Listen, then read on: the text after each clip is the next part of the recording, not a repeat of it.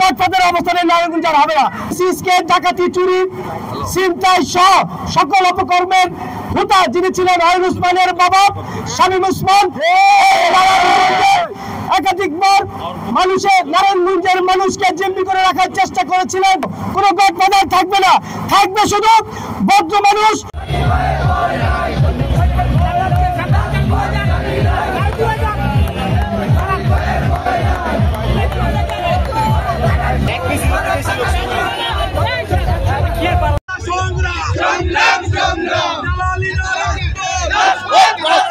আজকের এই সংগঠনটি এমন একটি জায়গায় দাঁড়িয়েছে, এই সংগঠনকে ধ্বংস করার জন্য নারায়ণগঞ্জে সিসকে চোর, যার সন্তান এলাকায় সিসকে ডাকাতি, চুরি, ছিনতাই সহ সকল অপকর্মের হোতা যিনি ছিলেন অয়ন উসমানের বাবা শামীম উসমান,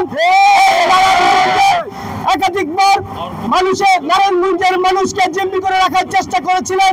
কিন্তু এই ছাত্রদল, যুবদল এবং স্বেচ্ছাসেবক দল, হিমু, দলন এবং আব্দুল খালেক, টিপু, সালাউদ্দিন ভাইকে বিভিন্নভাবে প্রতিহত করার চেষ্টা করেছিল। কিন্তু শত চেষ্টা প্রতিকূলতার পরেও আন্দোলন সংগ্রামে তারা তাদের নিজের জীবন বাজি রেখে নিজের পরিবারের কথা চিন্তা না করে সন্তানদের কথা চিন্তা করে রাজপথে নেমে পড়েছিলেন। একটি মেসেজ, সেটি ছিল আমাদের নেতা জনাব তারেক রহমানের একটি মেসেজের মাধ্যমে বাংলাদেশের স্বাধীনতাকে রক্ষা করার জন্য, মানচিত্রকে রক্ষা করার জন্য নিজের জীবন বাজি রেখে সবসময় সক্রিয় ভূমিকা রাখেন।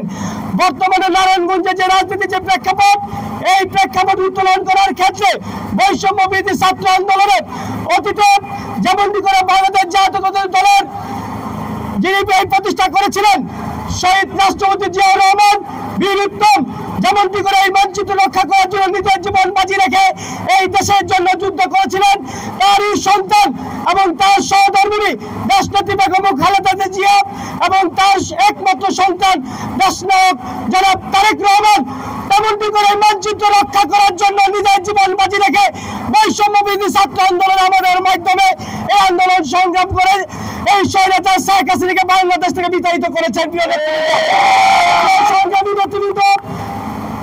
আমার সহযোদ্ধা ভাই বোনেরা, আপনারা জানেন দীর্ঘ সময় এই 17 বছর আমরা নারায়ণগঞ্জে বাস করতে পারি নাই। আমাদেরকে বিভিন্নভাবে হামলা মামলা, পরিবারকে বিভিন্নভাবে হয়রানি করে আমাদেরকে বাড়ি ছাড়া করে রেখেছিল। কিন্তু একটি জিনিস খেয়াল করবেন, বাড়ি ছাড়া পরেও কিন্তু আমরা রাজপথ কিন্তু ছেড়ে যাই নাই। যারা একটি কাশির মাধ্যমে, একটি দমকের মাধ্যমে নারায়ণগঞ্জকে খালি করতে চেয়েছিল, আর আজকে আমাদেরকে কাশিও দিতে হয় নাই, একটা হাঁচিও দিতে হয় নাই, তারা এমনিতেই নারায়ণগঞ্জ থেকে পালিয়ে গিয়েছে। পালিয়ে গিয়েছে তারা এই নারায়ণগঞ্জের মানুষকে জিম্মি করে, নারায়ণগঞ্জকে লুটেপুটে তারা এই নারায়ণগঞ্জ থেকে সম্পদ লুট করে নারায়ণগঞ্জকে তলাবাই রাষ্ট্র পরিচালিত করেছে।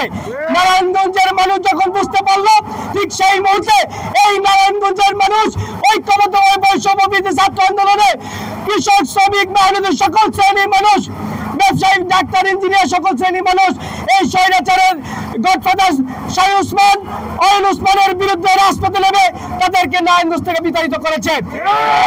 নারায়ণগঞ্জের মানুষ উন্মুক্ত।